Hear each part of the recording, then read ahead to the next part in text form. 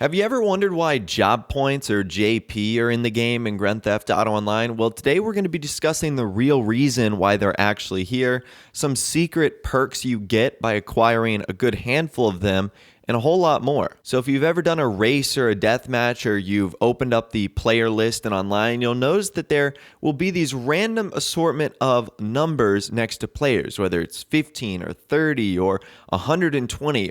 And it'll say JP next to it. And you're probably wondering, what is that? Well, first of all, those are job points. Now, job points or JP are points that are earned after completing a job in Grand Theft Auto Online. Now, JP is awarded after every job, but it plays its biggest role in playlists, with the highest amount of job points at the end of the playlist wins. Now, that is according to the GTA Online Wiki. However, what's very interesting is a Rockstar employee has actually commented on job points. So this actually came out way back in 2013. Now, they said essentially job points doesn't do anything. JP is there as a measure of a player's success. People with the highest JP in a session are either good at missions or like to play a lot of missions, so you'll want to bring them along on your more complicated heist. This also lets you easily compare skill across different job types. Is third place in a deathmatch as skillful as second place in a race? How would you compare those things? Well, our answer was JP. Hopefully that explains it a little bit better. So that was once again in 2013, so it's been a long time. But according to Rockstar, JP is nothing more than a measuring stick.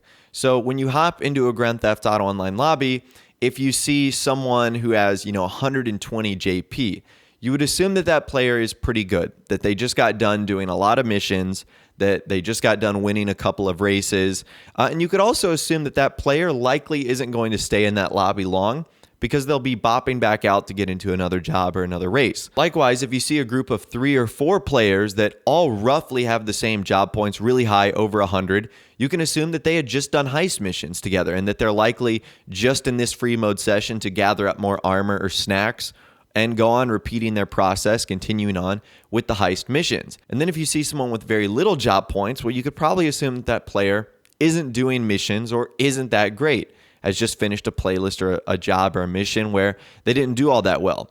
So it kind of is a measuring stick to determine I guess you could say, the level of skill in a Grand Theft Auto Online lobby. However, since that post came out in 2013, job points have evolved to actually allow you to do a little bit more than that.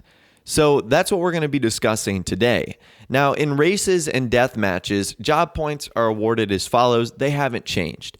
If you finish in first place, you get 15 points. Second place is 12. Third place, 10. Fourth is 8. Fifth is 7. Sixth is 6 points, etc., etc., etc.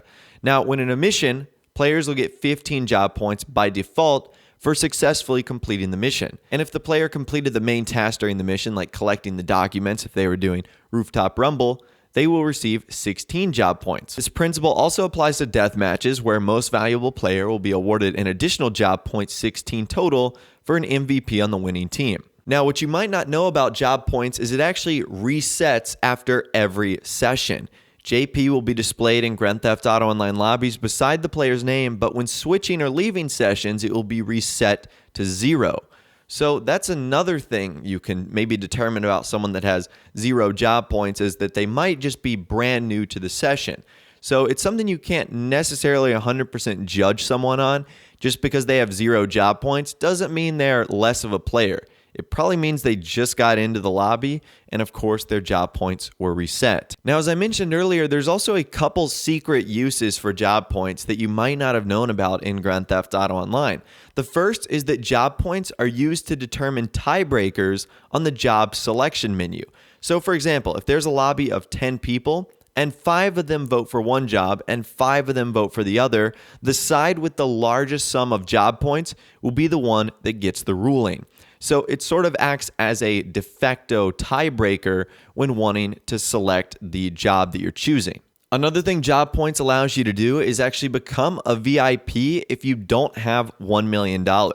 So I'm sure most people have this by now, but in case you didn't know, you need $1 million to become a VIP in Grand Theft Auto Online. But if you have 250 job points, you can bypass having that $1 million. Although, if you have 250 job points, there's a good chance you have close to $1 million. You've done something enough to win a lot to accumulate those 250 job points. So that's kind of a backdoor how you can get into VIP if you don't have $1 million is by having 250 job points. The next thing job points actually does is help offset bad sport points. So if you don't do any missions or races or heists for a while and you just free mode grief and blow up cars, watch how fast you get sent to a bad sport lobby.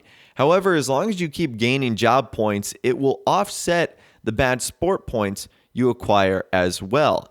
So I didn't know that. I didn't know that bad sport points could be impacted by what you did as job points. Very cool. Now, it still holds true that job points really do nothing for you for Grand Theft Auto free mode. You know, they aren't your RP, which doesn't allow you to rank up and unlock items. It isn't money, which allows you to purchase said items. At the end of the day, it really just is a measuring stick with a few sort of secret quirks that you might not have known about. And I honestly feel like Rockstar had a deeper plan for job points because it is like an integral part of like doing every single race, every single death match. And I feel like there was originally more to them, but really sort of today they're an afterthought. And it's almost kind of the last thing I look at when I'm looking at an online lobby. Like, for example, if I join a full session, sort of the first thing I'm going to look at is ranks. Like if I see someone that's like rank 8,000, I know, okay, I should probably get out of here.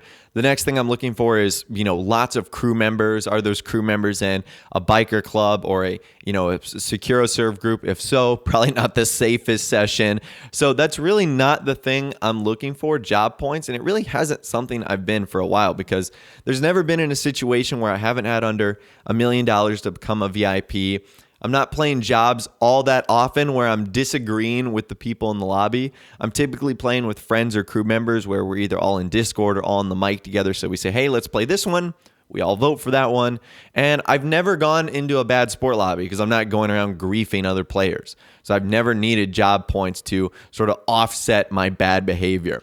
But I'd love to hear from you guys in the comments down below because that right there is the real reason why job points are in Grand Theft Auto Online. Did you know this? Did you learn something new? That's always the goal of my video, is to teach you about one or two new things. And hopefully I did about job points in online, even though we're still 5 years out of this game. If you did go on to enjoy this video, though, a like rating would, of course, be awesome. And also subscribe to my YouTube channel if you are new or you like daily GTA 5 videos like this. With all the way, guys, like I said, thanks so much for watching. Take care, and I'll see you guys in the next video.